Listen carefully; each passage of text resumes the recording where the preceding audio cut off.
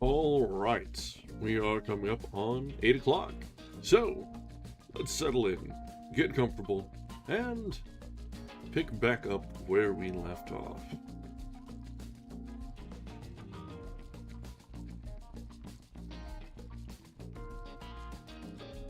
Welcome back.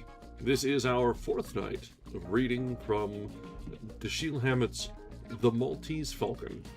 This has been a masterpiece of noir, setting the stage and setting the plan and really establishing a lot of the genre as we know it. A lot of the, if you've seen some of the movies, obviously this one, but things like Casablanca, or even more modern pieces like Sin City, you'll see a lot of things that look very familiar to this, which is no coincidence. Trends are set by formative works. So, we have more mystery to unravel tonight. We have more escapades to follow as Sam Spade wanders around California and tries to find the root of this case, whether it be coming up with the Falcon himself, or probably more likely, just getting everything to its proper way. Because I really can't imagine him coming down with it himself and making off fabulously wealthy, because, I mean, really, what sort of detective comes away stinking rich? That just never actually happens. Oh, detective base sale for Steam. That's kind of cool. Yeah, the timing is certainly funny. Alright, so we do have a fair bit ahead of us yet. We stopped just about 1% early last time, and that was just by nature of the chapters not being quite as friendly as we'd like, and not having the liberty to run over. So, we're going to try and get through to about 80%-ish tonight, and see if we can set the stage for the conclusion tomorrow. So, let's go ahead and get back into our reading rhythm, get back into our fabulously black and white background, because this is the only real way to take in noir. Color is just wrong. Just wrong. So, we are resuming tonight from chapter 15 of the Maltese Falcon. Every crackpot.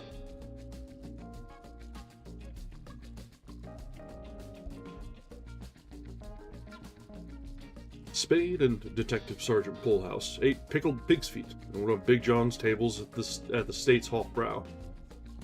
Polehouse, balancing pale, bright jelly on a fork halfway between plate and mouth, said, "Hey, listen, Sam. Forget about the other night. He was dead wrong, but you know anybody's liable to lose their head if you ride them that way." Oh, hello, Stream Elephant.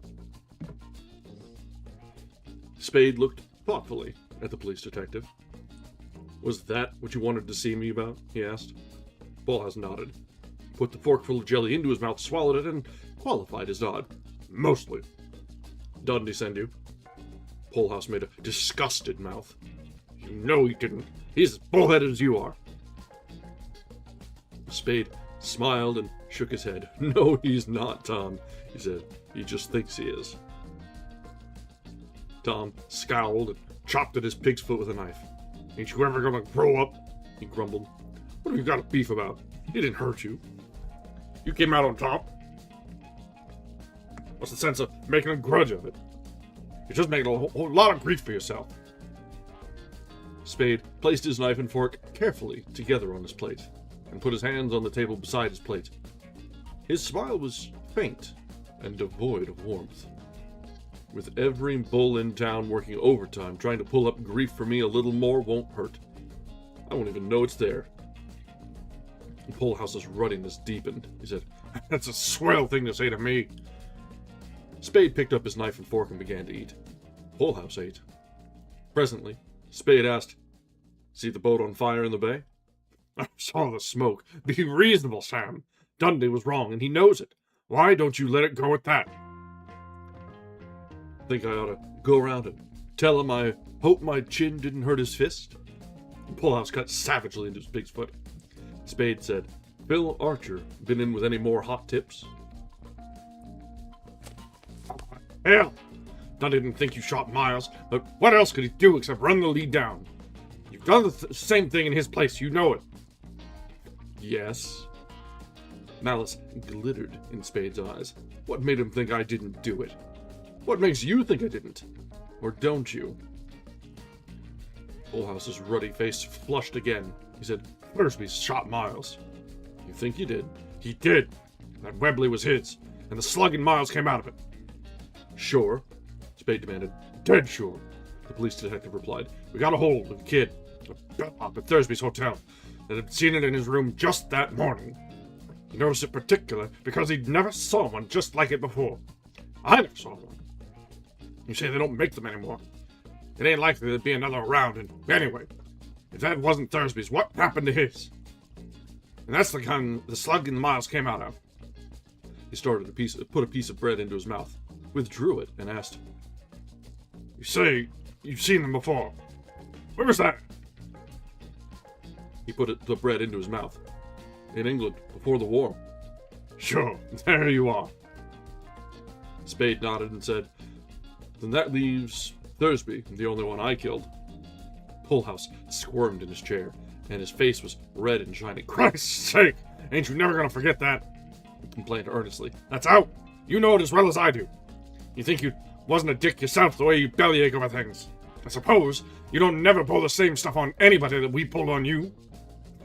You mean that you tried to pull on me, Tom? Just tried. Fullhouse swore under his breath and attacked the remainder of his pig's foot. The Spade said, All right. You know it's out, and I know it's out. What does Dundee know? He knows it's out. What woke him up? Sam, he never really thought you'd... Spade's smile checked Fullhouse. He left the sentence incomplete and said, We dug up a record on a Thursby. Yes, who was he? Fullhouse's shrewd, small brown eyes studied Spade's face. Spade exclaimed irritably, I wish to God I knew half as much about this business as you smart guys think I do. I wish we all did, Fullhouse grumbled. Well, he was a St. Louis gunman, the first we hear of him. He was picked up a lot of times back there for his this and that. He belonged to the Egan mob, so nothing much was ever done about any of it. I don't know how come he left. That shelter. But they got him once in New York for knocking over a row of Stuss games. His twist turned him up. He was in a year before Fowler got him sprung. A couple of years later, he did a short hitch in Joliet. He did a short hitch in Joliet for a pistol whip and another twist that had given him the needle. But after that, he took up with Dixie Monahan. He didn't have any trouble getting out whenever he happened to get in. That was when Dixie was almost as big a shot as Nick the Greek in Chicago gambling. This Thursby was Dixie's bodyguard. He took the run out with him when Dixie got in wrong with the rest of the boys over some debts he couldn't or wouldn't pay off. That was a couple of years back, about the time the Newport Beach Boating Club was shot up. I don't know if Dixie had any part in that. Anyways, this is the first time him or Thursby's been seen since. Dixie's been seen? Spade asked. Fullhouse shook his head. No. His small eyes became sharp, prying. Not unless you've seen him, or know if somebody's seen him. Spade lounged back in his chair and began to make a cigarette. I haven't, he said mildly. This is all new stuff to me. I guess it is, Fullhouse snorted. Spade grinned at him and asked, Where'd you pick up all this news about Thursby? Some of it's on the records. The rest, well, we got it here and there. From Cairo, for instance. Now Spade's eyes held the prying gleam. Fullhouse put down his coffee cup and shook his head. Not a word of it. You poisoned that guy for us. Spade laughed. You mean a couple of high-class sleuths like you and Dundee worked on that lily of the valley all night and couldn't crack him? What do you mean all night? Fullhouse protested. We worked on him for less than a couple of hours. We saw he wasn't getting anywhere and we let him go. Spade laughed again and looked at his watch. He caught John's eye and asked for the check. I've got a date with the DA this afternoon, he told Fullhouse while they waited for his change. He sent for you? Yes. Polehouse pushed his chair back and stood up. A barrel-bellied, tall man, solid and phlegmatic. "He won't be doing me any favor," he said, "by telling him I talk to you like this." Well, I am coming to regret the voice I chose for Polehouse as we were going through that, because that was a lot more chatter than we've seen in a while.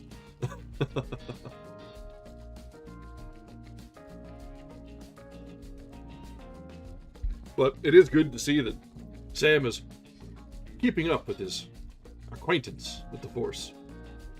At least the less onerous of those that he's familiar with. The lieutenant, he can get bent. Nobody cares. But it's good to see him and Polehouse getting on all right. And yeah, some good pig's feet, some good hot sauce. That can work. That can work. Basically all bacon anyways, just more work.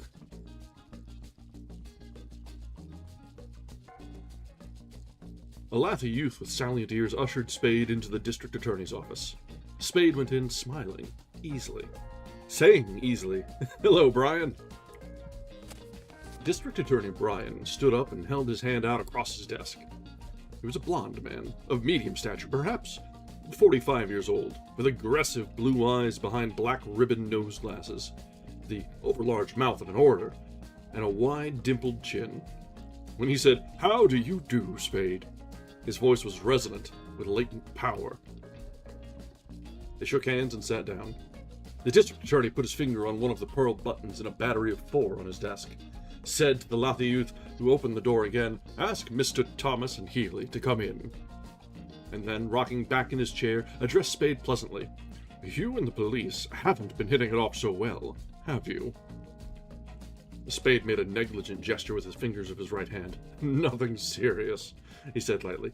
"Dundee gets too enthusiastic." The door opened to admit 2 men. The one to whom Spade said, "Hello, Thomas," was a sunburned, stocky man of 30, in clothing and hair of kindred unruliness. He clapped Spade on the shoulder with a freckled hand, asked, "How's tricks?" and sat down beside him. The second man was younger and colorless. He took a seat a little apart from the others and balanced a stenographer's notebook on his knee, holding a green pencil over it. Spade glanced his way, chuckled, and asked Brian, "Anything I say will be used against me?" The district attorney smiled. "That always holds good." He took his glasses off, looked at them, and set them on his nose again. He looked through them at Spade and asked, "Who killed Thursby?" Spade said, "I don't know." Brian rubbed his black eyeglass ribbon between thumb and fingers and said knowingly, "Perhaps you don't, but you certainly could make an excellent guess." "Maybe, but I wouldn't." The district attorney raised his eyebrows. "I wouldn't," Spade repeated. He was serene. "My guess might be excellent, or it might be crummy. But Mrs. Spade didn't raise any children dippy enough to make guesses in front of a district attorney, an assistant district attorney, and a stenographer." "Why shouldn't you, if you've nothing to conceal?" "Everybody," Spade responded mildly, "has something to conceal. And you have my guesses, for one thing." The district attorney looked down at his desk and then up at Spade. He settled his glasses more firmly on his nose. He said, "If you prefer not having the stenographer here, we can dismiss him. It was simply a matter of convenience that I brought him in." "I don't mind him a damned bit," Spade replied. "I'm willing to have anything I say put down, and I'm willing to sign it." "We don't intend asking you to sign anything," Brian assured him. "I wish you wouldn't regard this as a formal inquiry at all. And please, don't think I have any belief, much less confidence, in those theories the police seem to have formed. No, not a particle." Spade sighed and crossed his legs. "I'm glad of that." He felt in his pockets for tobacco and papers. "What's your theory?" Brian leaned forward in his chair, and his eyes were hard and shiny as the lenses over them. "Tell me who Arthur was shadowing Thursby for, and I'll tell you who killed Thursby." Spade's laugh was brief and scornful. "You're as wrong as Dundee," he said. "Don't misunderstand me, Spade," Brian said, knocking on the desk with his knuckles. "I don't say your client killed Thursby or had him killed, but I do say that, knowing who your client is or was, I'll mighty soon know who killed Thursby." Spade lighted a cigarette, removed it from his lips, emptied his lungs of smoke, and spoke as if puzzled. "I don't exactly get that." "You don't? Then suppose I put it this way. Where is Dixie Monaghan?" Spade's face retained its puzzled look. "Putting it that way doesn't help much," he said. "I still don't get it." The district attorney took his glasses off and shook them for emphasis. He said, "We know Thursby was Monaghan's bodyguard and went with him when Monaghan found it wise to vanish from Chicago. We know Monaghan welched on something like $200,000 worth of bets when he vanished. We don't know, not yet, who his creditors were." He put the glasses on again and smiled grimly. "But we all know what's likely to happen to a gambler who welches, and to his bodyguard, when his creditors find him. It's happened before." Spade ran his tongue over his lips and pulled his lips back over his teeth in an ugly grin. His eyes glittered under pulled-down brows. His reddening neck bulged over the rim of his collar. His voice was low and hoarse and passionate. "Well, what do you think? Did I kill him for his creditors? Or just find him and let them do their own killing?" "No, no," the district attorney protested. "You misunderstand me." "I hope to Christ I do," Spade said. He didn't mean that," Thomas said.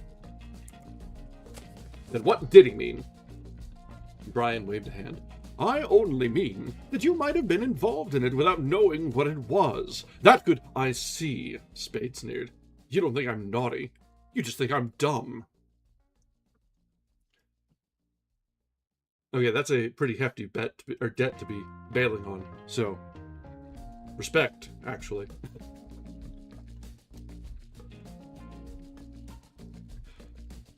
Nonsense, Brian insisted. "Suppose someone came to you and engaged you to find Monaghan, telling you they had reasons for thinking he was in the city. The someone might give you a completely false story. Any one of a dozen or more would do, or might say he was a debtor who had run away without giving you any of the details. How could you tell what was behind it? How would you know it wasn't an ordinary piece of detective work? And under those circumstances, you certainly couldn't be held responsible for your part in it, unless—" His voice sunk to a more impressive key, and his words came out spaced and distinct. "You made yourself an accomplice by concealing your knowledge of the murderer's identity or information that would lead to his apprehension." Anger was leaving Spade's face. No anger remained in his voice when he asked, "That's what you meant?" "Precisely." "All right, then there's no hard feelings. But you're wrong. Prove it." Spade shook his head. "I can't prove it to you now. I can tell you." "Then tell me." "Nobody ever hired me to do anything about Dixie Monaghan." Brian and Thomas exchanged glances. Brian's eyes came back to Spade, and he said, "But by your own admission, somebody did hire you to do something about his bodyguard, Thursby." "Yes, about his ex-bodyguard, Thursby." "Ex?" "Yes, ex." "You know that Thursby was no longer associated with Monaghan? You know that positively?" Spade stretched out his hand and dropped the stub of his cigarette into an ashtray on the desk. He spoke carelessly. "I don't know anything positively, except that my client wasn't interested in Monaghan. Had never been interested in Monaghan. I heard that Thursby took Monaghan out to the Orient and lost him." Again, the district attorney and his assistant exchanged glances. Thomas, in a tone whose matter-of-factness did not quite hide excitement, said, "That opens another angle.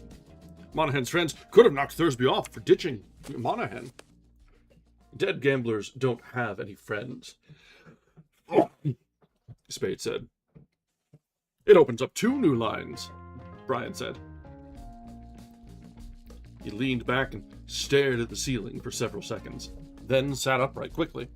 His orator's face was alight. "It narrows down to three things.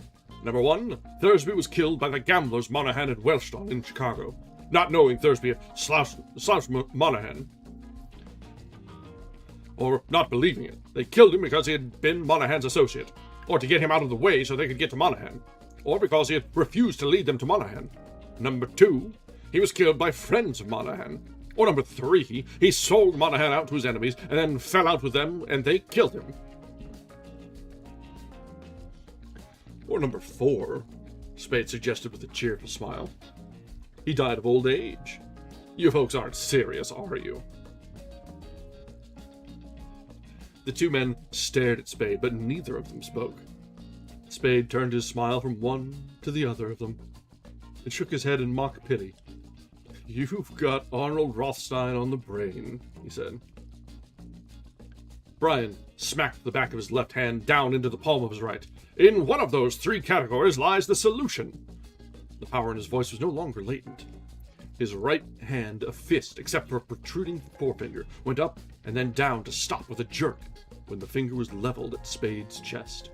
And you can give us the information that will enable us to determine the category. Spade said, yes, very lazily. His face was somber. He touched his lower lip with a finger, looked at the finger, and then scratched the back of his neck with it. Little irritable lines had appeared in his forehead. He blew his breath out heavily through his nose, and his voice it was an ill-humored growl. You wouldn't want the kind of information I could give you, Brian. You couldn't use it. It'd poop this gambler's revenge scenario for you. Brian sat up straight and squared his shoulders. His voice was stern, without blustering. You are not the judge of that. Right or wrong, I am nonetheless the district attorney. Spade's lifted lip showed his eye tooth. I thought this was an informal talk. I am a sworn officer of the law 24 hours a day, Brian said, and neither formality nor informality justifies your withholding from me evidence of crime, except, of course, he nodded meaningly, on certain constitutional grounds. You mean if it might incriminate me? Spade asked. His voice was placid, almost amused, but his face was not.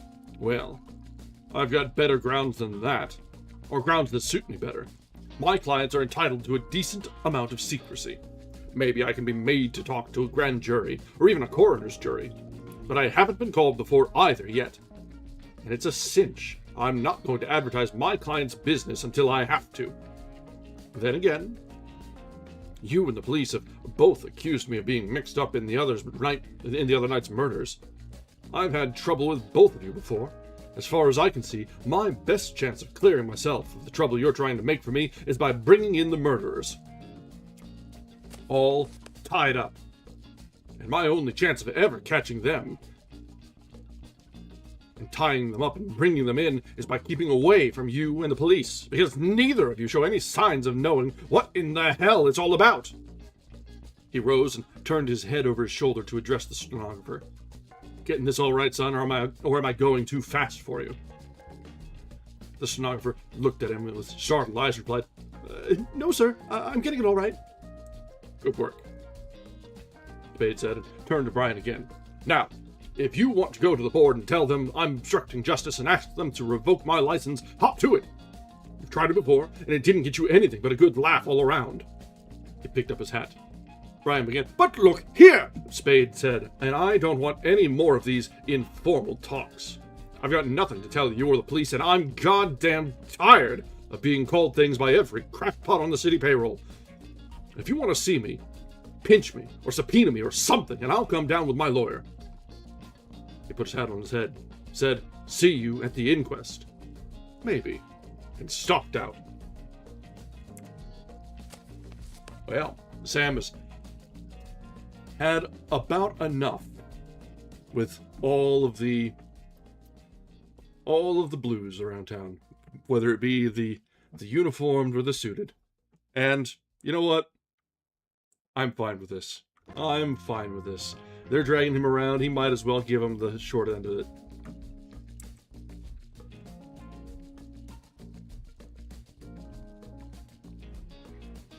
Yeah, he's right. He's right. He could cooperate, but wouldn't do him any good, so might as well just thumb his nose at him just a little. Right?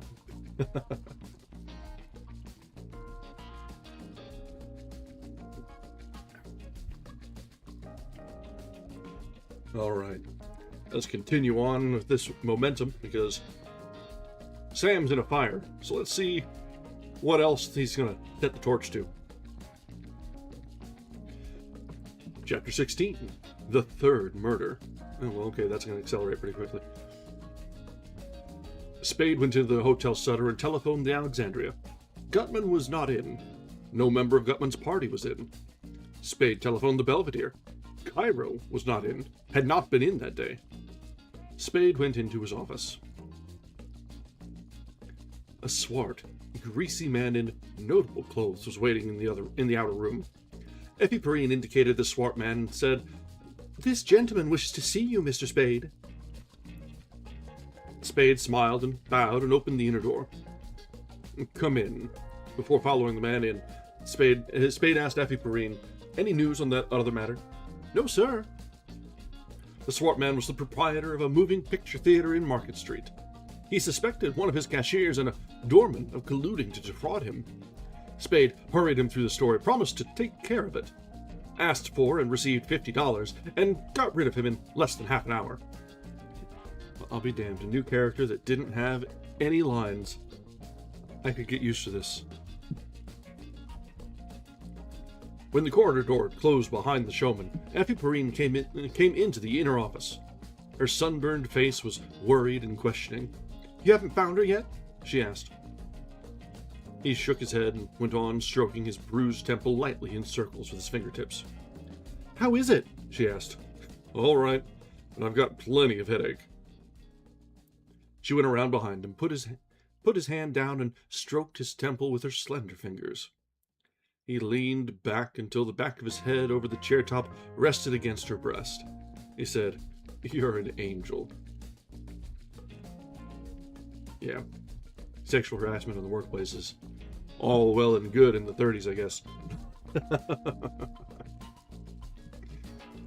She bent her head forward over his and looked down into his face. "You've got to find her, Sam. It's more than a day and she..." He stirred and impatiently interrupted her. "I haven't got to do anything, but if you'll let me rest this damned head a minute or two, I'll go out and find her." She murmured, "Poor head," and stroked it in silence a while. Then she asked, "You know where she is? Have you any idea?" The telephone bell rang. Spade picked up the telephone and said, "Hello. Yes, Sid. It came out all right, thanks." "No." "Sure. He got snotty, but so did I. He's nursing a gambler's war pipe dream." Gambler's war pipe dream. "Well, we didn't kiss when we parted. I declared my weight and walked out on him. That's something for you to worry about." "Right. Bye." He put the telephone down and leaned back in his chair again.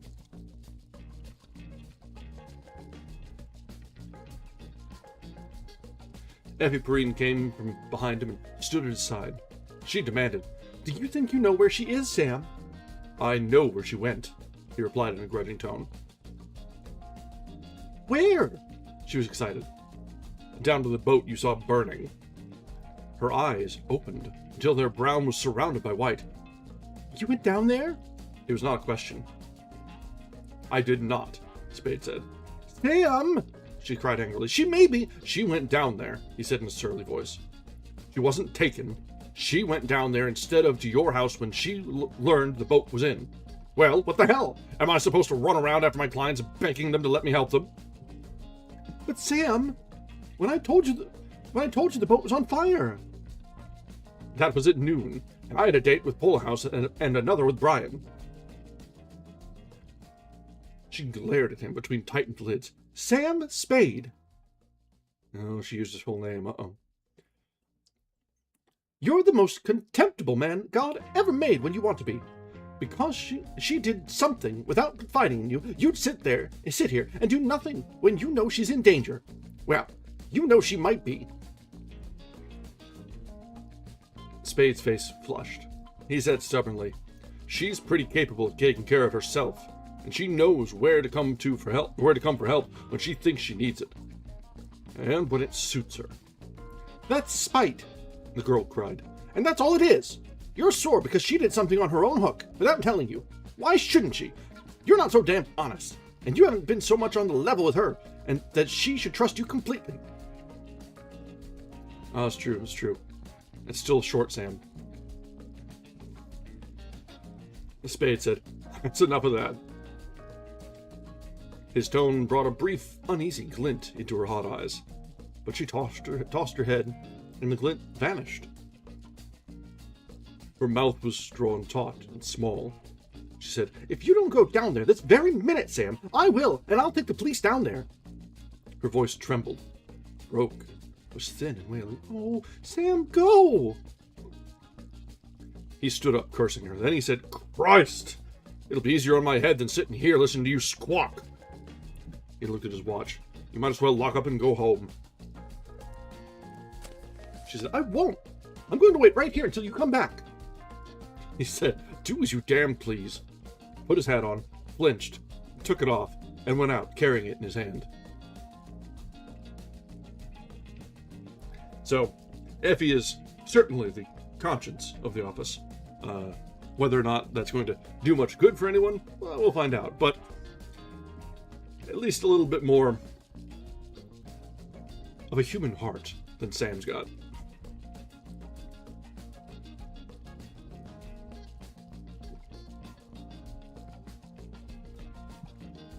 An hour and a half later, at 20 minutes past 5, Spade returned.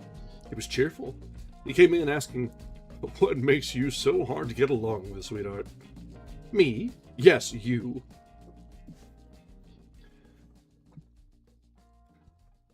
He put a finger on the tip of Effie Perine's nose and flattened it. He put his hands under her elbows, lifted her straight up, and kissed her chin. He sat her down on the floor again and asked, "Anything doing while I was gone?" "Luke, what's his name, at the Belvedere called up to tell you Cairo's returned. That was about half an hour ago." Spade snapped his mouth shut, turned with a long step, and started for the door. "Did you find her?" The girl called. "Tell you about it when I'm back." He replied without pausing and hurried out. A taxicab brought Spade to the Belvedere within 10 minutes of his departure from his office. He found Luke in the lobby. The hotel detective came grinning and shaking his head to meet Spade. 15 minutes late, he said. "Your bird has fluttered." Spade cursed his luck. "Checked out. Gone, bag and baggage," Luke said. He took a battered memorandum book from his vest pocket, licked his thumb, thumbed pages, and held the book out open to Spade. "There's the number of the taxi that hauled him. I got that much for you." "Thanks." Spade copied the number on the back of an envelope. "Any forwarding address?" "No. He just come in carrying a big suitcase and went upstairs and packed and come down with his stuff and paid his bill and got a taxi and went without anybody being able to hear what he told the driver." "How about his trunk?" Luke's lower lip sagged. "By God," he said, "I forgot that. Come on." They went up to Cairo's room. The trunk was there.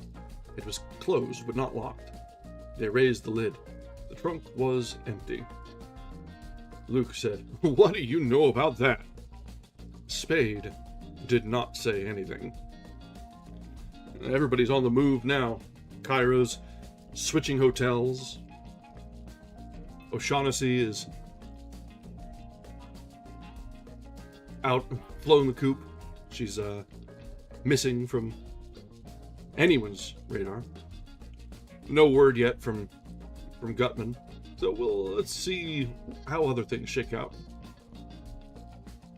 Spade went back to his office. Effie Perrine looked up at him inquisitively. Missed him. Spade grumbled and passed into his private room. She followed him in. He sat in his chair and began to roll a cigarette. She sat on the desk in front of him and put her toes on a corner of his chair seat. "What about Miss O'Shaughnessy?" she demanded. "I missed her too," he replied, "but she had been there." On the La Paloma?" "The law is a lousy combination," he said. "Stop it. Be nice, Sam. Tell me." He set fire to his cigarette, pocketed his lighter, patted her shins, and said, "Yes, La Paloma." She got down there at a little after noon yesterday. He pulled his brows down. That means she went straight there after leaving the cab at the ferry building. It's only a few piers away. The captain wasn't aboard. His name's Jacoby, and she asked for him by name. He was uptown on business. That would mean he didn't expect her. Or not at that time, anyway. She waited there till he came back at 4 o'clock. They spent the time from then till mealtime in his cabin, and she ate with him. He inhaled and exhaled smoke, turned his head aside to spit a yellow tobacco flake off his lip, and went on. After the meal, Captain Jacoby had 3 more visitors. One of them was Gutman, and one was Cairo, and one was the kid who delivered Gutman's message to you yesterday. Those 3 came together while Bridget was there, and the 5 of them did a lot of talking in the captain's cabin. It's hard to get anything out of the crew, but they had a row, and somewhere around 11 o'clock that night, a gun went off there, in the captain's cabin. The watchman beat it down there, but the captain met him outside and told him everything was all right. There's a fresh bullet hole in one corner of the cabin, up high enough to make it likely that the bullet didn't go through anybody to get there. As far as I could learn, there was only the one shot, but as far as I could learn, wasn't very far. He scowled and inhaled smoke again. Well, they left around midnight, the captain and his 4 visitors all together, and all of them seemed to have been walking all night, walking all right. I got that from the watchman. I haven't been able to get a hold of the custom house men who were on duty there then. That's all of it. The captain hasn't been back since. He didn't keep a date, and he had this at noon with some shipping agents, and they haven't found him to tell him about the fire. And the fire? She asked. Spade shrugged. I don't know. It was discovered in the hold, aft, in the rear basement, late this morning. The chances are it got started sometime yesterday. They got it out all right, though it did damage enough. Nobody liked to talk about it much while the captain's away. It's the corridor door opened. Spade shut his mouth. Effie Perrine jumped down from the desk, but a man opened the connecting door before she could reach it. Where's Spade? The man asked. His voice brought Spade up, erect and alert in his chair. It was a voice harsh and rasping with agony, and with a strain of keeping 2 words from being smothered by the liquid bubbling that ran under and behind him. Oh my. Effie Perrine, frightened, stepped out of the man's way. He stood in the doorway, with his soft hat crushed between his head and the top of the doorframe. He was nearly 7 feet tall. A black overcoat cut long and straight, and like a sheath, buttoned from the throat to knees, exaggerated his leanness. His shoulders stuck out high, thin, angular, his bony face weather coarsened, age-lined, was the color of wet sand, and was wet with sweat on cheeks and chin. His eyes were dark and bloodshot, and mad above the lower lids that hung down to show pink inner membrane. Held tight against the left side of his chest by a black-sleeved arm that ended in a yellowish claw was a brown paper-wrapped parcel bound with thin rope, an ellipsoid somewhat larger than an American football. The tall man stood in the doorway, and there was nothing to show that he saw Spade. He said, "You know," and then the liquid bubbling came up in his throat and submerged whatever else he said. He put his other hand over the hand that held the ellipsoid, holding himself stiffly upright, not putting his hands out to break his fall. He fell forward as a tree falls. Spade, wooden-faced and nimble, sprang from his chair and caught the falling man. When Spade caught him, the man's mouth opened and a little blood spurted out, and the brown-wrapped parcel dropped from the man's hands and rolled across the floor until a foot of the desk stopped it. Then the man's knees bent, and he bent at the waist, and his thin body became limber inside the sheath-like overcoat, sagging in Spade's arms so that Spade could not hold it up from the floor. Spade lowered the man carefully until he lay on the floor on his left side. The man's eyes, dark and bloodshot, but not now mad, were wide open and still. His mouth was open as when blood had spurted from it, but no more blood came from it, and all his long body was as still as the floor it lay on. Spade said, "Lock the door." Yeah, a full-length overcoat for a 7-foot man? Gotta be wild. I've priced out a full-length coat for a 6 and something foot man, and that alone is expensive. Adding a foot, that's a custom job.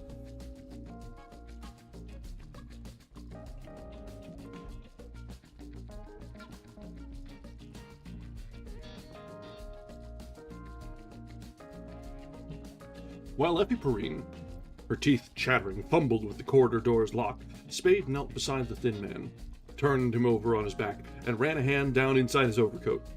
When he withdrew the hand presently, it came out smeared with blood. The sight of his bloody hand brought not the least nor briefest of changes to Spade's face. Holding that hand up where it would touch nothing, he took his lighter out of his pocket. With his other hand, he snapped on the flame, then held the flame close to first one and then the other of the thin man's eyes. The eyes, lids, bowls, irises, and pupils remained frozen, immobile. Spade extinguished the flame and returned the lighter to his pocket. He moved on his knees around to the dead man's side and, using his one clean hand, unbuttoned and opened the tubular overcoat. The inside of the overcoat was wet with blood, and the double-breasted blue jacket beneath it was sodden. The jacket's lapels, where they crossed over the man's chest, and both sides of his coat immediately below that point, were pierced by soggy, ragged holes. Spade rose and went to the washbowl in the outer office.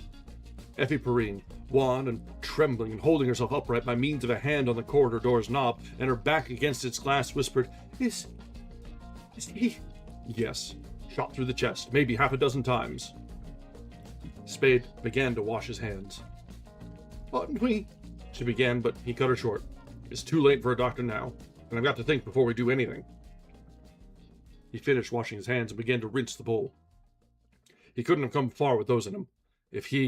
Why in the hell couldn't he have stood up long enough to say something? He frowned at the girl, rinsed his hands again, and picked up a towel. Pull yourself together. For Christ's sake, don't get sick on me now. He threw the towel down and ran fingers through his hair. We'll have a look at that bundle. He went into the inner office again, stepped over the dead man's legs, and picked up the brown paper-wrapped parcel. When he felt its weight, his eyes glowed. He put it on his desk, turning it over so that the knotted part of the rope was uppermost. The knot was hard and tight. He took out his pocket knife and cut the rope. The girl had left the door and, edging around the dead man with her face turned away, had come to Spade's side. As she stood there, hands on a corner of the desk, watching him pull the rope loose and push aside brown paper, excitement began to supplant nausea in her face. Do you think it is? She whispered. We'll know soon. Or we'll soon know, Spade said, his big fingers busy with the inner husk of coarse, gray paper, 3 sheets thick, that the brown paper's removal had revealed. His face was hard and dull. His eyes were shining. When he had put the gray paper out of the way, he had an egg-shaped mass of pale excelsior, wadded tight. His fingers tore the wad apart, and then he had the foot-high figure of a bird, black as coal and shiny, where its polish was not dulled by wood dust and fragments of excelsior. Spade laughed. He put a hand down on the bird. His widespread fingers had ownership in their curving. He put his other arm around Effie Perrine and crushed her body against his. We've got the damn thing, Angel, he said. Ouch, she said. You're hurting me.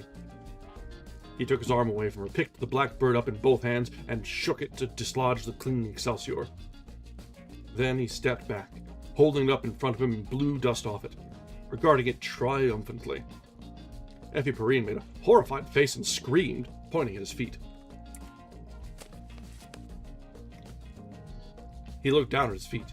His last backward step had brought his left heel into contact with the dead man's hand, pinching a quarter-inch of flesh at a side of the palm between heel and floor. Spade jerked his foot away from the hand. The telephone bell rang. He nodded at the girl. She turned to the desk and put the receiver to her ear. She said, Hello? Yes? Who? Oh, yes! Her eyes became large. Yes, hold the line. Her mouth suddenly stretched wide and fearful. She cried, Hello, hello, hello! She rattled the prong up and down and cried, Hello! Twice. Then she sobbed and spun around to face Spade, who was close beside her by now. It was Miss O'Shaughnessy, she said wildly. She wants you. She's at the Alexandria, in danger. Her voice was, oh, it was awful, Sam. And something happened to her before she could finish. Go help her, Sam. Spade put the Falcon down on the desk and scowled gloomily.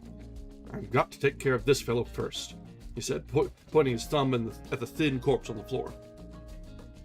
She beat his chest with her fist, crying, No, you've got to go to her. Don't you see, Sam? He had the thing that was hers, and he came to you with it. Don't you see? He was helping her, and they killed him, and now she's... Oh, you've got to go. All right. Spade pushed her away and bent over his desk, putting the black bird into its nest of excelsior, bending the paper around it, working rapidly, making a larger and clumsy package. As soon as I've gone, phone the police. Tell them how it happened, but don't drag any names in. You don't know. I've got the phone call, and I told you I had to go straight out, but I didn't say where. He cursed the rope for being tangled, yanked it into straightness, and began to bind the package. Forget this thing. Tell it as it happened, but forget he had a bundle. He chewed his lower lip. Unless they pin you down. If they seem to know about it, you'll have to admit it, but that's not likely. If they do, then I took the bundle away with me, unopened. He finished tying the knot and straightened up with the parcel under his left arm. Get it straight now. Everything happened the way it did happen, but without this dingus, unless they already know about it. Don't deny it, just don't mention it. And I got the phone call, not you. And you don't know anything about anybody else having any connection with this fellow. You don't know anything about him, and you can't talk about my business until you see me. Got it? Yes, Sam. Who... do you know who he is? He grinned wolfishly. Uh-huh, he said. But I'd guess. He was Captain Jacoby, master of La Paloma. He picked up his hat and put it on. He looked thoughtfully at the dead man, and then around the room. Hurry, Sam, the girl begged. Sure, he said absentmindedly. I'll hurry. Might not hurt to get a few scraps of excelsior off the floor before the police come. And maybe you ought to try to get a hold of Sid. No, he rubbed his chin. We'll leave him out of it a while. It'll look better. I'll keep the door locked till they come. He shook his hand from his chin and rubbed her cheek. You're a damn good man, sister, he said and went out. That's an interesting turn of phrase.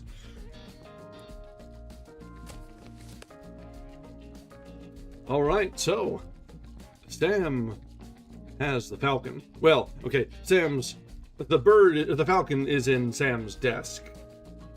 Whether it will stay there or stay in his possession is entirely yet to be seen. But presumably that was Jacoby. And he had the bird with him. Why did he come to Sam? Yeah, it would be far too easy if it just stayed there.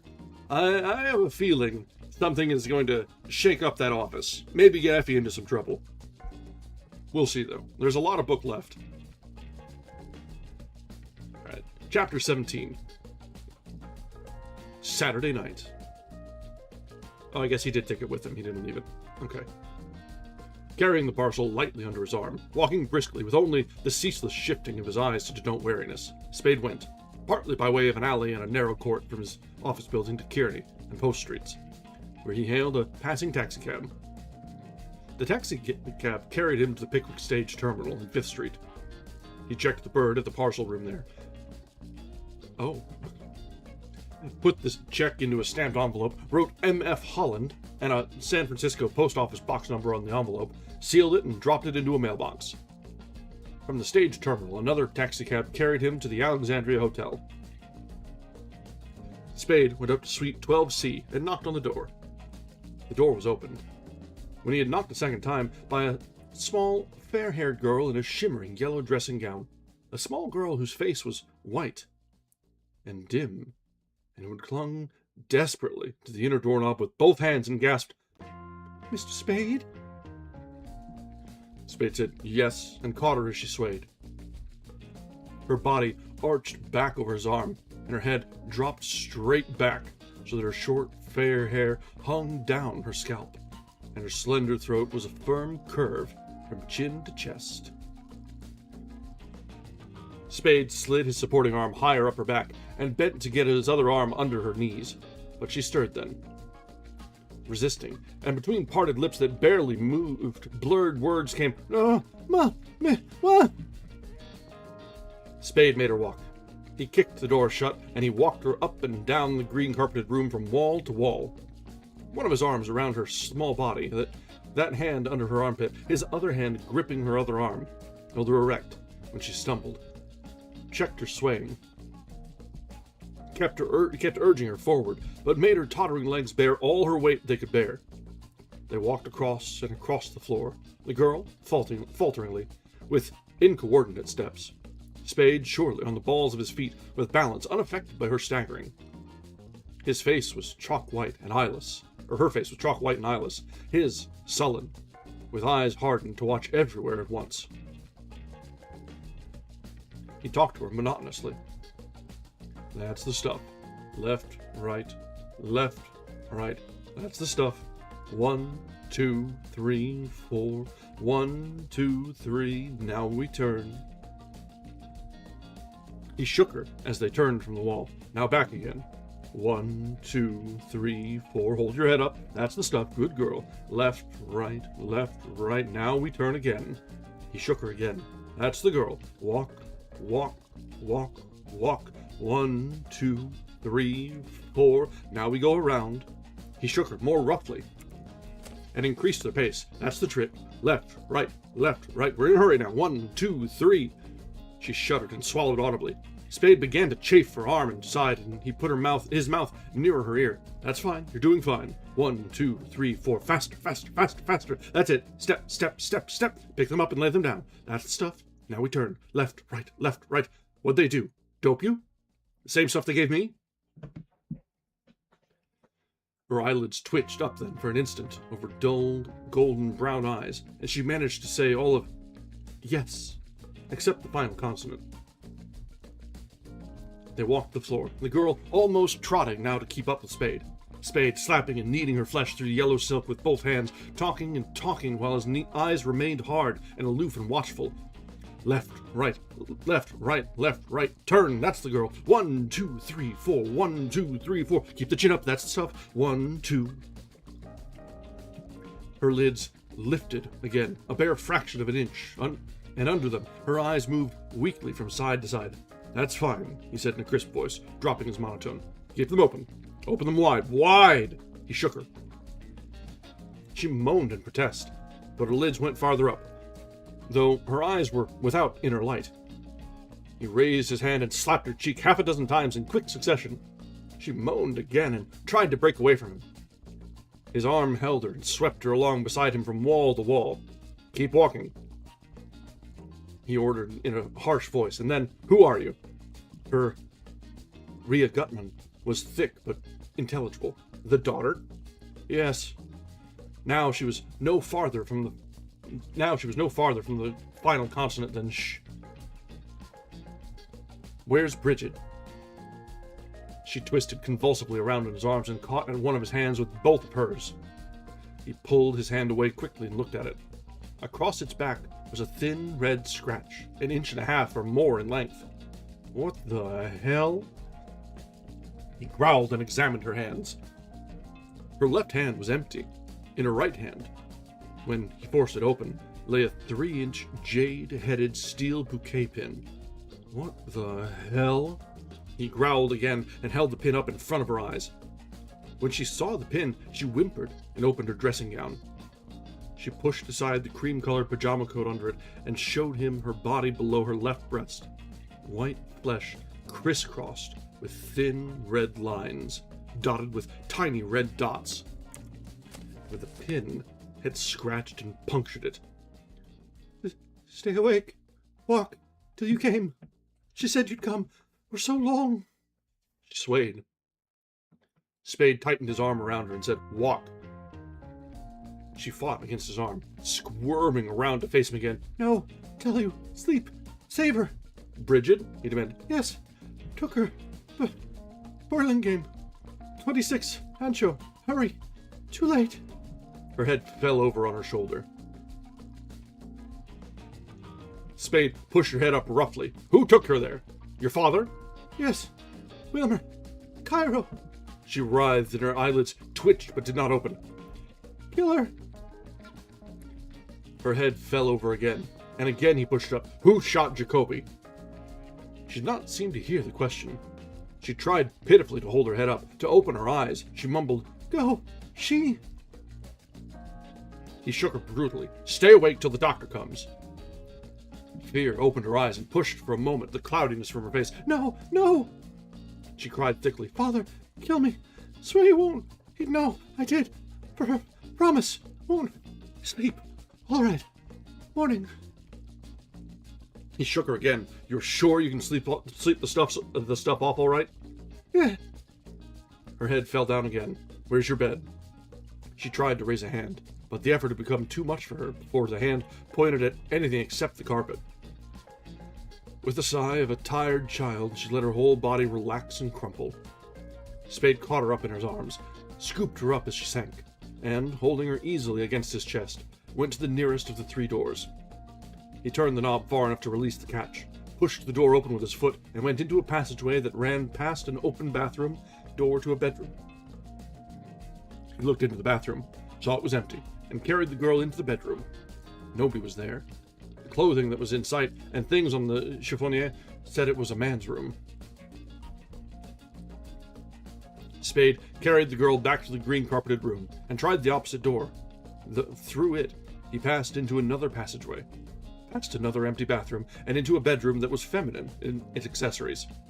He turned back the bedclothes and laid the girl on the bed, removed her slippers, raised her a little to slide the yellow dressing gown off, fixed a pillow under her head, and put the covers up over her.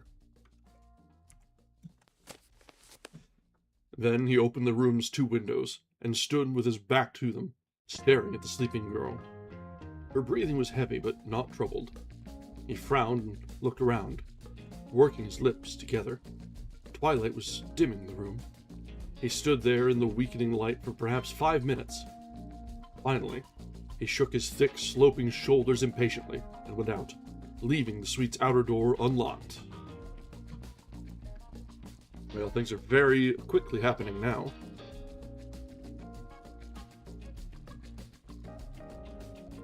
But did Gutman dope his own daughter? Man, it's kind of cold. I didn't know. I didn't think he'd have it in him.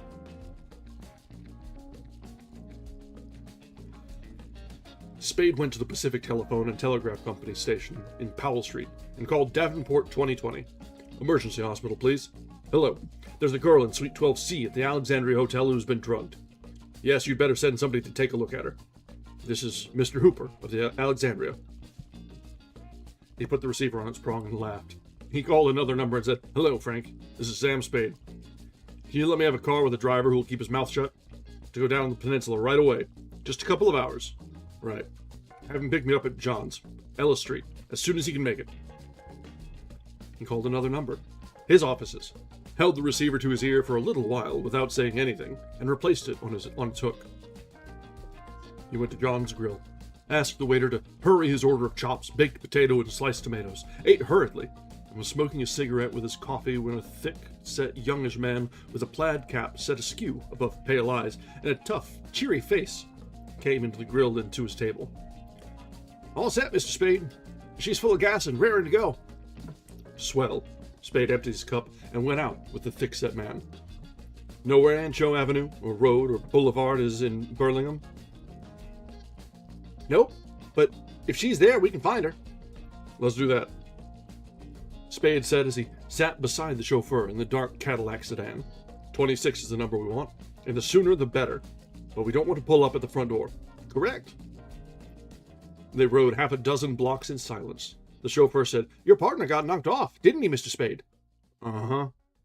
The chauffeur clucked. She's a tough racket. You can have it for mine. Well, hack drivers don't live forever.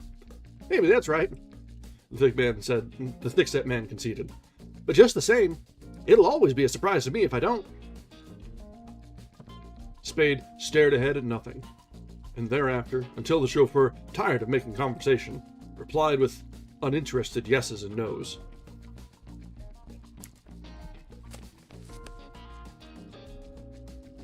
at a drugstore in Burlingame. The chauffeur learned how to reach Ancho Avenue. 10 minutes later, he stopped the sedan near a dark corner, turned off the lights, and waved his hand at the block ahead. "There she is," he said. "She ought to be on the other side.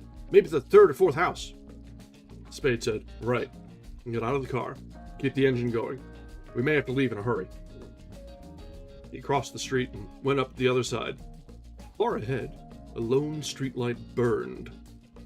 Warmer lights dotted the night on either side, where houses were spaced half a dozen to a block. A high, thin moon was cold and feeble as the distant streetlight. A radio droned through the open windows of a house on the other side of the street. In front of the second house from the corner, Spade halted. On one of the gateposts that were massive, out of all proportion to the fence flanking them, a 2 and a 6 of pale metal caught what light there was. A square white card was nailed over them. Putting his face close to the card, Spade could see that it was a for sale or rent sign. There was no gate between the posts. Spade went up the cement walk to the house. He stood still on the walk at the foot of the porch steps for a long moment. No sound came from the house. The house was dark, except for another pale square card nailed on its door. Spade went up to the door and listened. He could hear nothing. He tried to look through the glass of the door. There was no curtain to keep his gaze out, but the inner darkness. He tiptoed to a window and then to another. They, like the door, were uncurtained, except by inner darkness. He tried both windows. They were locked. He tried the door. It was locked. He left the porch and, stepping carefully over dark, unfamiliar ground, walked through weeds around the house. The side windows were too high to be reached from the ground. The back door and the one back window he could reach were locked. Spade went back to the gatepost and, cupping the flame between his hands, held his lighter up to the for sale or rent sign. It bore the printed name and address of a San Mateo real estate dealer, and a line penciled in blue, "Key at 31. Spade returned to the sedan and asked the chauffeur, "Got a flashlight?" "Sure." He gave it to Spade. "Can I give you a hand at anything?" "Maybe." Spade got into the sedan. "We'll ride up to number 31. You can use your lights." Number 31 was a square gray house across the street from, but a little further up than, 26. Lights glowed in its downstairs windows. Spade went up on the porch and rang a bell. A dark-haired girl of 14 or 15 opened the door. Spade, bowing and smiling, said, "I'd like to get the key to number 26. "I'll call Papa," she said, and went back into the house calling, "Papa!" A plump, red-faced man, bald-headed and heavily mustached, appeared, carrying a newspaper. Spade said, "I'd like to get the key to 26. The plump man looked doubtful. He said, "The juice is not on. You couldn't see anything." Spade patted his pocket. "I have a flashlight." The plump man looked more doubtful. He cleared his throat uneasily and crumpled the newspaper in his hand. Spade showed him one of his business cards, put it back in his pocket, and said in a low voice, "We got a tip that there might be something hidden there." The plump man's face and voice were eager. "Wait a minute," he said. "I'll go over with you." A moment later, he came back carrying a brass key attached to a black and red tag. Spade beckoned to the chauffeur as they passed the car, and the chauffeur joined them. "Anybody been looking at the house lately?" Spade asked. "Not that I know of," the plump man replied. "Nobody's been to me for the key in a couple of months." The plump man marched ahead with the key until they had gone up on the porch. Then he thrust the key into Spade's hand, mumbled, "Here you are," and stepped aside. Spade unlocked the door and pushed it open. There was silence and darkness. Holding the flashlight dark in his left hand, Spade entered. The chauffeur came close behind him, and then, at a little distance, the plump man followed them. They searched the house, from bottom to top, cautiously at first. Then, finding nothing, boldly. The house was empty, unmistakably, and there was nothing to indicate that it had been visited in weeks. Saying, "Thanks, that's all," Spade left the sedan in front of the Alexandria. He went into the hotel to the desk, where a tall young man with a dark, grave face said, "Good evening, Mr. Spade." Good evening. Spade drew the young man to one end of the desk. These Gutmans, up in 12C, are they in? The young man replied, no, darting a quick glance at Spade. Then he looked away, hesitated, looked at Spade again, and murmured, a funny thing happened in connection with them this evening, Mr. Spade. Somebody called the emergency hospital and told them there was a sick girl up there. And there wasn't? Oh no, there was nobody up there. They went out earlier in the evening. Spade said, well, these practical jokers have to have their fun. Thanks. He went to the telephone booth, called the number and said, hello, Mrs. Perrine? Is Effie there? Yes, please. Thanks. Hello, Angel. What's the good word? Fine, hold it. I'll be out in 20 minutes. Right. Yeah, so there is a lot of scheming and twisting about going on right now. This is a tangled mess of a plot we've got going on already. I really don't want to stop for a break right now. Let's get to the end of the chapter at least. Half an hour later, Spade rang the doorbell of a 2-story brick building in 9th Avenue. Effie Perrine opened the door. Her boyish face was tired and smiling. Hello, boss, she said. Enter. She said in a low voice, if Ma says anything to you, Sam, be nice to her. She's all up in the air. Spade grinned reassuringly, patted her shoulder. She put her hands on his arm. Miss O'Shaughnessy? No, he growled. I ran into a plant. Are you sure it was her voice? Yes. He made an unpleasant voice. Well, it was hooey. She took him into a bright living room, sighed, and slumped down on one end of a Chesterfield, smiling cheerfully up at him through her wariness. He sat beside her and asked, everything went okay? Nothing said about the bundle? Nothing. I told them what you told me to tell them, and they seemed to take it for granted, that the phone call had something to do with it, and that you were out running it down. Dundee there? No, Hoff and Ogar, and some others I didn't know. I talked to the captain, too. They took you down to the hall? Oh, yes. They asked me loads of questions, but it was all, routine. Spade rubbed his palms together. Swell, he said, and then frowned.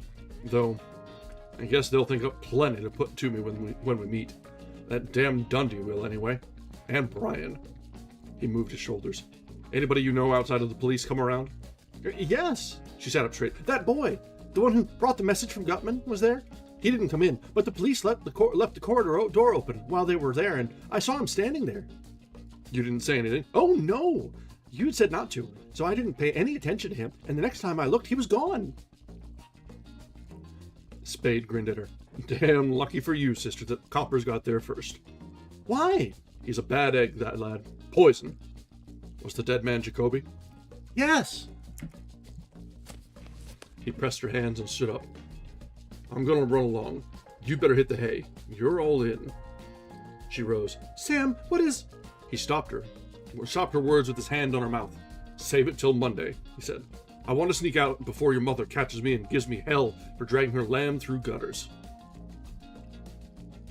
Midnight was a few minutes away when Spade reached his home. He put his key into the street door's lock. Heels clicked rapidly on the sidewalk behind him. He'd let go the key and wheeled. Bridget O'Shaughnessy ran up the steps to him. She put her arms around him and hung on him, panting. Oh, I thought you'd never come. Her face was haggard, distraught, shaken by the tremors that shook her from head to foot. With the hand not supporting her, he felt for the key again, opened the door, and half lifted her inside. You been waiting? He asked. Yes. Panting, spaced her words. In a doorway, up the street.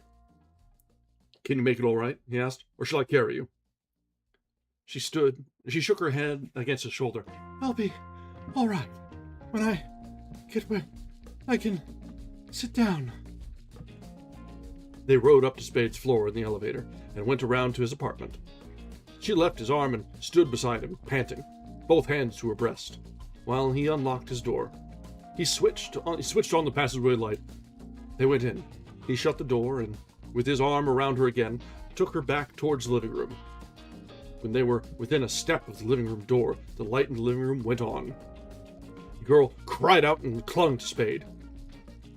Just inside the living room door, Fat Gutman stood smiling benevolently at them. The boy, Wilmer, came out of the kitchen behind them. Black pistols were gigantic in his small hands. Cairo came from the bathroom. He, too, had a pistol. Gutman said, "Well, sir, we're all here, as you can see for yourself. Now, let's come in and sit down and be comfortable and talk." Well, we've got just about everybody assembled here. And I do want to get through one more chapter tonight, at least, depending on how long it is. But we are a little over our normal time for the first half. Anyway, we are still going to be reading here, no worries there. But I do need to take a short break, check on the cats, and get myself a drink. It's been thirsty work here.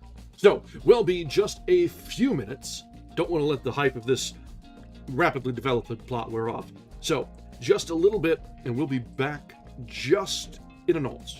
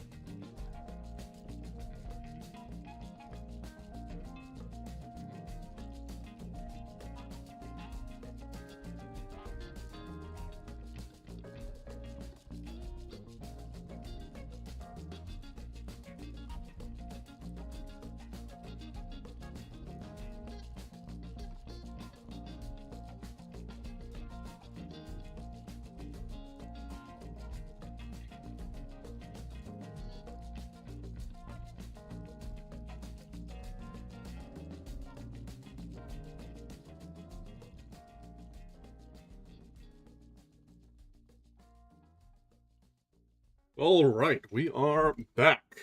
Let me shift this back. And the updates in the action right now call for a little something stiffer than coffee.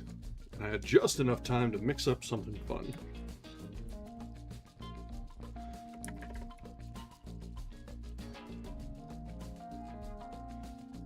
You can kind of see it in black and white there. Took a look in my fridge and found, you know what? There's some vermouth, there's some bitters, I've got some Buffalo Trace. We're gonna have a good night tonight.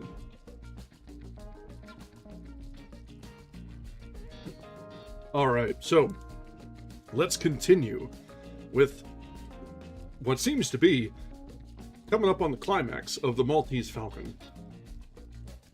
Get back here. Chapter 18.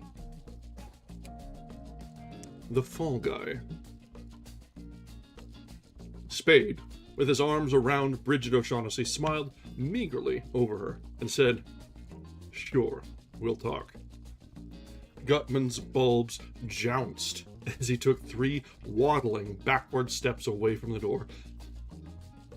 I am continually amazed by how much I actually like the descriptions the author uses for the profoundly fat Gutman. Like, usually, you get a fat character and there's like, yep, they're fat. They take up a lot of space. Maybe they're sweaty. No. Gutman is poetically described as bouncing and jowly and bulby. I can dig it. Spade and the girl went in together. The boy and Cairo followed them in. Cairo stopped in the doorway. The boy put away one of his pistols and came up close behind Spade. Spade turned his head far around to look down over his shoulder at the boy and said, "Get away. You're not going to frisk me." The boy said, "Stand still. Shut up." Spade's nostrils went in and out with his breathing. His voice was level. "Get away. Put your paw on me, and I'm going to make you use the gun. Ask your boss if he wants me shot up before we talk." "Never mind, Wilmer," the fat man said.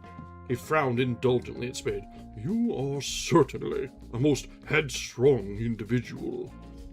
Well, let's be seated." Spade said, "I told you I didn't like that punk," and took Bridget O'Shaughnessy to the sofa by the windows.